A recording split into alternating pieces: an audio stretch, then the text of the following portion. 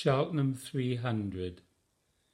Poems for the 300th anniversary of Cheltenham as a spa town. 1. The Promenade. Cheltenham Hero by Sheila Spence. Sunlight filtering through chestnut leaves cannot warm you. Summer greenery shivers above your winter hat, your bat-winged jerkin immobile in the breeze. Unaware of Remembrance Day crowds, you stand, hands on hips, in boots and fur mittens, ready to step forward. Your bravery was not the fighting kind. Winter brings a dusting of frost and snow, ghosts of the icy terror you faced. Even the homeless man opposite is warmer than you, while we moan at hauling heavy shopping. Some of us may notice you set back under a tree and wonder who you are, but you are not forgotten. The museum bears your name, and flowers bloom below those boots in spring.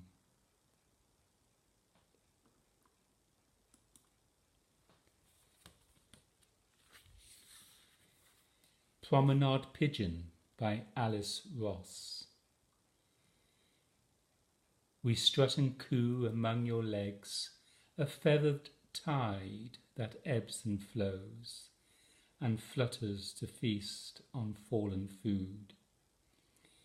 You must have noticed me, however, plume perfect, beak held high, a swagger in my pink-toed gait, a bird of distinction to whom the lesser sort bows low. I am a chailbeat, don't you know? A descendant of that flock, discerning in its taste for mineral water. We led, you followed 300 years ago. Without us, no promenade, no Cheltenham spa. No wonder you use our coat of arms. A chalybeate, the dissolved iron salts that gave Cheltenham Spa water its health-giving qualities. The first spring was, according to legend, identified from the number of pigeons drinking there.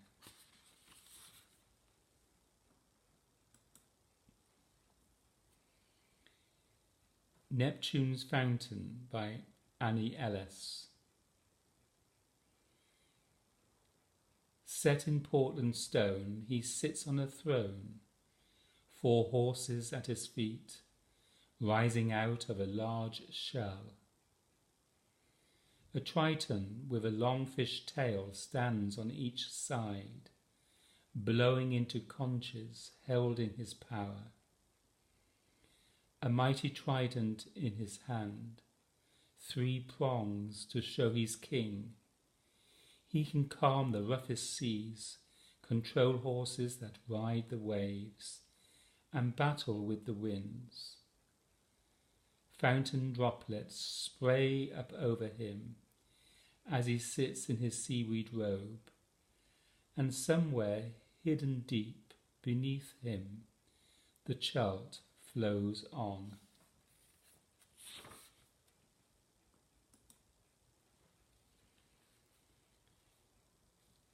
In the Promenade by Marilyn Timms.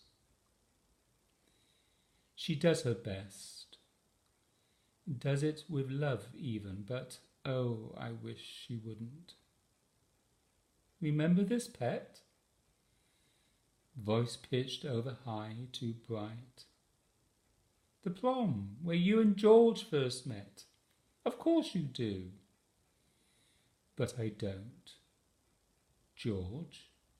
a young face in an ancient photo, a letter. It is with deepest regret. Look, Cav House, you work here, remember? Fat girl in millinery, you said they called you. Did I? A wave of shoppers breaks and reforms around us. A sea of skimpy tops and blue jeans. Plate glass windows show me frailty, mummified in oversized anorak, dumped in a wheelchair because a day out will be good for her. Wasn't Waterstones in the post office back then? No idea. Let's go back. She struggles with the wheelchair. The Queen Mary could turn quicker. Look, Neptunes Fountain, where George proposed. Remember? Poor Neptune looks embarrassed. His writhing horse is becalmed in a sea of concrete and empty nozzles. They must be cleaning it. I bet you remember it with all the jets on and irises in the pond. No? Distressed, she kneels in front of me, clasps my hands. See Habitat opposite? Yes. Used to be the Cadena Cafe. You and George had your wedding breakfast there. She directs my gaze upwards. Out there on the roof garden, surely you remember that? I nod. It seems churlish not to. She is trying so hard. When all the waitresses wore black with frilly aprons. I straighten in my chair. She crushes my hands in hers. Half sobs her relief. Grins like a maniac. I don't remember waitresses or even George, though I do remember climbing stairs and the feel of his hand in mine.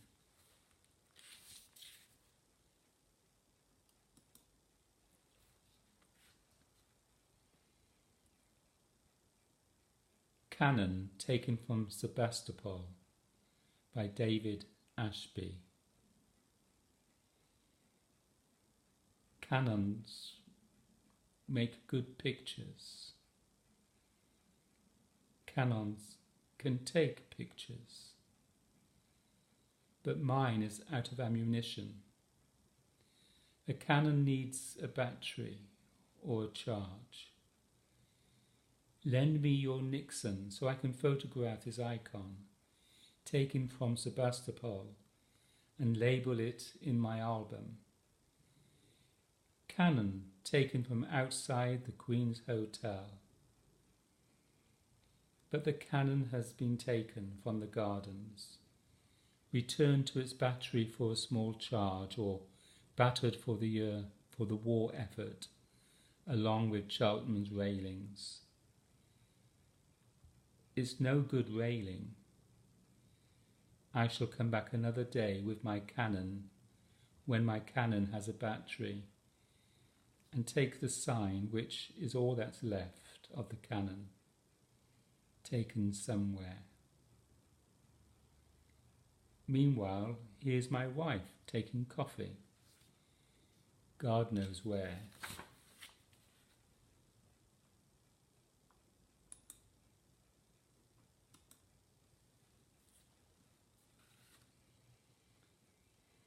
Losing Face and Other Body Parts by Sharon Larkin.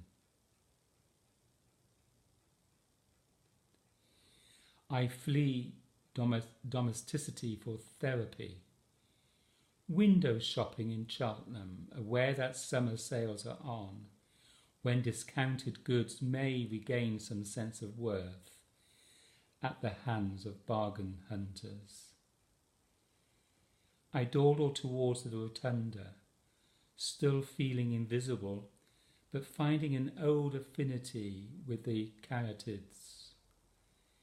People who pass them daily don't usually acknowledge them, take their graces for granted. I touch the robe of one. It is cold, unyielding. I study their faces, their marble stares. A visitor's child doesn't like them, hides behind her mother's legs.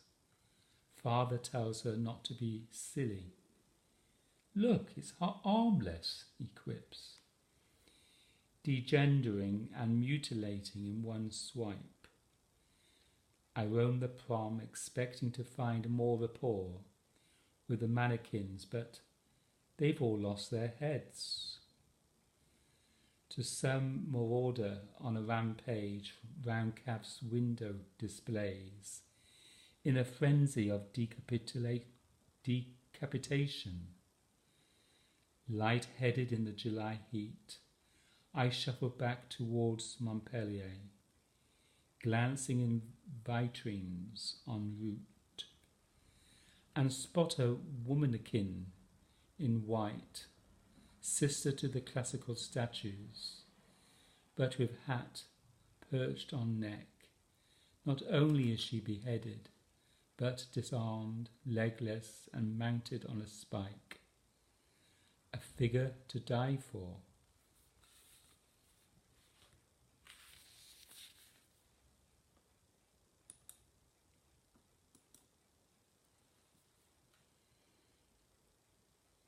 A Promenade Through Time by Judy Marsh.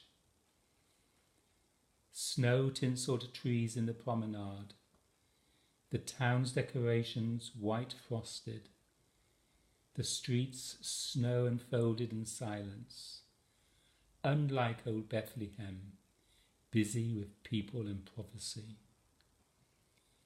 Winter written over with green, buds bursting into blossom.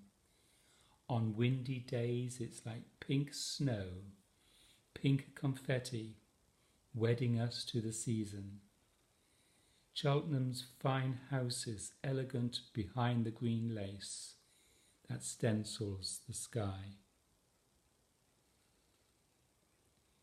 Spring's promise in its fulfillment, the leafy lace in fulsome now, echoes of Paris and rooms where Colette might have written, in gardens, in parks, an abundance of roses and heady dreams.